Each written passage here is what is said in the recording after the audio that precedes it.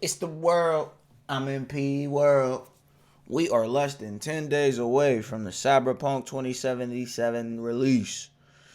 And here we have 5 things that Cyberpunk 2077 is doing differently. Are y'all excited for Cyberpunk? I'm going to cop it.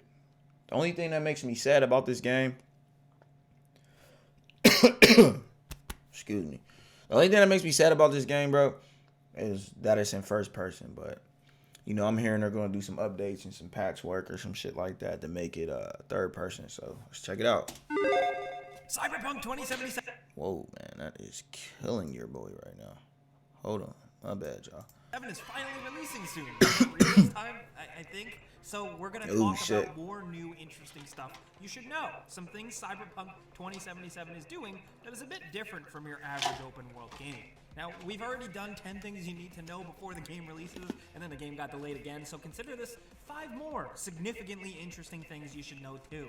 Let's get started off with number 5 and talk about vehicles. The fact that you can't just steal any vehicle you want. This isn't a future town Grand Theft Auto, goddammit. This is an RPG for adults. According to CD Projekt Red's senior level designer Miles Tost during a Night City livestream, when you're thrust down onto the open streets of the game, you can't immediately just run up to a car and smash a triangle button to steal it or anything like that. Nice. Now that might seem obvious to some RPG fans, of course, but some folks might find it kind of jarring, Apparently, you have to focus on certain specific stats to be able to get to the ability to commandeer vehicles from random NPCs. Damn. Judging from previews and information that's been outlined already, it seems like the game is a little bit more focused around the act of you getting your own car and earning that car more than just carjacking random people. Apparently, you can't keep the cars that you steal, but the game does give you the opportunity to pretty much acquire any car you want through the more official means, so there's that at least. But if you see a cool car on the street, you can't just steal it, drive it back to a garage, and store it.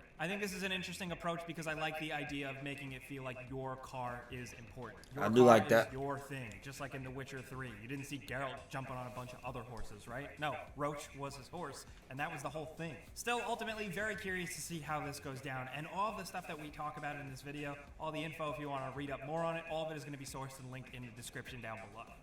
Now over at number 4, another very unique, different thing is that there's a cool stat and street credit you can earn. But don't worry, it's not as goofy or cringy as it sounds. So the main core attributes, the main stuff you give your character are breakdown as body, intelligence, reflexes, technical, and then cool. So body, intelligence, reflexes, stuff like that is pretty self-explanatory, but what the hell does cool do?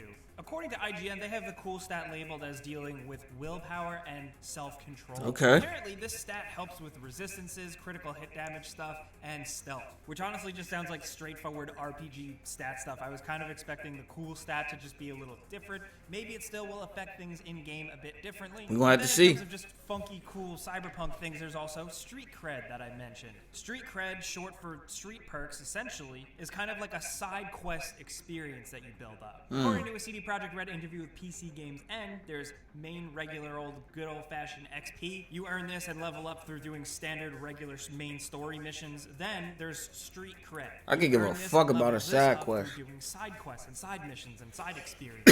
This is apparently where things get more interesting because the higher your street cred ranking, essentially, it works as like an in-game reputation, assumingly giving you access to more stuff, and it seemingly ties in pretty closely because some equipment that you can equip will actually give you a street cred boost. So now I might have to give a so fuck. far, it seems like CD Projekt Red is emphasizing that the street cred and the main XP are both very important things and essentially tie into one another, and might have to grind it out. Incentivizes players to pursue more side activities more often. Of course, there's a lot more to touch on about character building. We did highlight that in another video. We will link that in the description down below, but we wanted to point out more of the unique stuff like this. Now over at number 3, this one's a bit off topic, but still very cool and worth highlighting for some people. So CD Projekt Red took the time to add some features that really help out streamers and other content creators, whether you're an amateur or a pro, or you're just doing it for fun.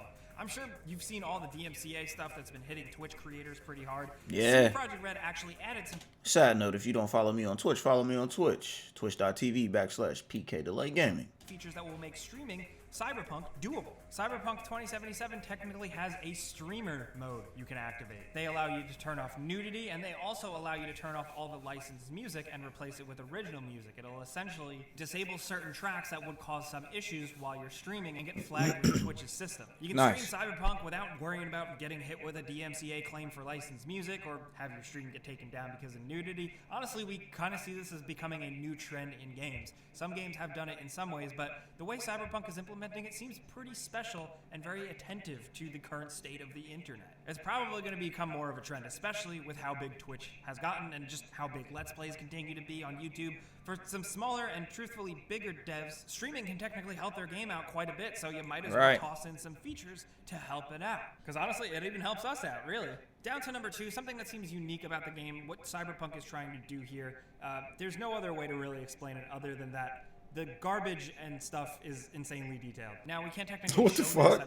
We don't really have any visual examples to show in the game. So why is this in the video? Why are you making this a point? If you're going to say the garbage is extremely detailed and then be like, we don't have anything to show. How do you know the garbage is extremely detailed? Yet, because we don't have the game yet, so bear with us. So according to a Polish interview with Paweł Sasko, the lead quest designer, he said, and I quote, "If you look into trash bins, you will find out that even trash is designed. Who gives a fuck? I mean, that's cool. Generic trash, we took boxes and items we made for the environment and modeled trash using them." So that might sound like a throwaway thing, but if you think about what that really means, it's interesting, and it just kind of speaks volume to the level of detail they're going for here. So stuff you'll see out in the world, be it on tables. Dude, who's paying these Cyberpunk motherfuckers, bro? They're like hyping this game the fuck up, bro. It better be this good, bro. Shelves in the environment. The trash in garbage cans in the game is modeled after those same items because like in the real world, you know, if there's a bunch of cans of Coca-Cola around, there are going to be crunched up cans of Coca-Cola in a garbage can somewhere. Usually in video games there's no connection. A garbage can and the garbage around it is modeled as just generic plain garbage. Here it's got lore. In Cyberpunk 2077, the garbage has world building. Can you believe it? Still, it's a small example and it sounds really stupid, but I like. Why are we still talking about the garbage? What they're going for here in terms of detail that you're probably going to discover on tons of stuff. Not just the garbage, but cars, signs, everyday items that people use in the game, clothing, you name it. I mean, they're working on Cyberpunk lore. You know, they're pulling stuff from the Cyberpunk tabletop game rulebooks, which were filled with tons of details on cool tech and just stuff built up in this Night City world. The potential is high for really, really awesome stuff, and we're really looking forward to it. Now down to number 1, according to recent interviews, you can actually beat. If number 2 was garbage, I don't know what in the fuck number 1 is about to be, bro. Shit. Number 1, according to recent interviews, you can actually beat Cyberpunk 27, technically, without actually finishing the main quest. That might sound crazy to you or just confusing, but it's also just RPG as hell. A big old game like this is designed for you to just kind of get in it, get lost in it, and just continue to do stuff and choose to do whatever you want, and maybe you don't want to pursue the main quest, or you want to go at it your own way. Well, apparently, according to Paweł Sasko, the game is designed for tons of different options. He said, and I quote, "Those subplots allow us to do something that we have never done before. They change the main plot of the game, and they are doing that in such a way I think that's kind of cool. You may not even finish the main plot, but still finish the game and get a completely different epilogue than the player with a different life path who made different choices, met different characters, and formed relationships with them." That is very cool. That is very interesting, and that is very different. It's also worth pointing out that it seems very much like the life path you choose at the start of the game very much affects a lot of the outcome of the game going forward. Not Damn, just I like that. the introductory area where you choose the nomad path so you end up in the wastes. No, apparently that carries through a lot of the game in terms of how you meet characters, the way they're introduced, the way some things go down. Obviously, of course, the way characters perceive you because it is an RPG. But because of the quest variety and the side quest varieties and how they go in and how they affect one another, coupled with the fact that every life path is completely different. I don't know about you guys, but when I hear that, me personally, I just can't wait to play the game a second time already. And they seem to know that because you got to do all 3 save slots and how essentially each save slot on the interface will show the life path moniker. Nice. So you can easily select which one you're rolling through. If you want to know more about the life paths, I will definitely direct you towards our video we did more recently on Cyberpunk. Everything you need to know. Like I've been saying, that'll be linked. It'll pop up at the end of this video, so definitely check that out. Those are some very different things we think Cyberpunk 2077 is doing. We also got a couple bonus things for you. Something interesting is the fact that the game is including content creators. Some content creators have announced that they are in the game. You know, we don't want to get specific. Maybe we won't spoil it for you. If you're a fan of a content creator and they pop up in the game and you're surprised, that's probably pretty cool for you. But a lot of content creators are featured in the game in cameos and stuff like that, so keep your eyes peeled. And also, it's worth pointing out that technically, Keanu Reeves exists in this universe. CD Projekt Red clarified this. Nice. So Run the Jewels, the famous hip-hop duo, is in the game, performing music in the game in that universe. And in that universe, in their song, their lyrics, they reference Keanu Reeves. People were like, wait, does Keanu Reeves exist in Cyberpunk? And they have clarified, yes, Keanu Reeves did exist in the world of Cyberpunk. He just happens to look a lot like Johnny Silverhand. Anyway, these things are crazy. So let's talk about anything Cyberpunk down in the comments. We'd love to hear from you guys. Hey, let me know what y'all think. 5 things Cyberpunk 2077 is doing differently, man. I'm excited to play, man. Even more excited now to see about the garbage. Let me know what in the world I should react to next. Until next time, it's The Word.